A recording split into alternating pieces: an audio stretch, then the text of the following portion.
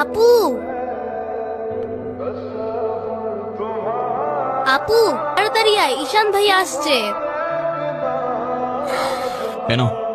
এটা তোমার জন্য। Thank you. দেখি কি? আমাকে দিছে না?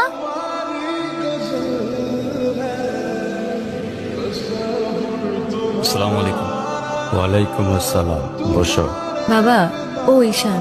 সে তো দেখলাম।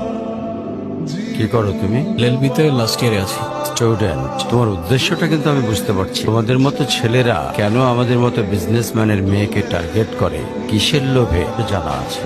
কি বলছো এসব? তুমি চুপ কর, আমি কথা বলছি। তোমার ফ্যামিলিতে আর কে কে আছেন? বাবা মা দুজনেই আছে, কিন্তু তারা আমার সাথে থাকে না, সেপারেটেড। বুঝতে পারছি। তা প্রবলেমটা কার ভেতরে? বাবা মাকে ছেড়ে চলে গেছেন নাকি মা বাবাকে? আপনি ঠিক কি মিন করতে চাচ্ছেন আমি ঠিক বুঝলাম না স্যার।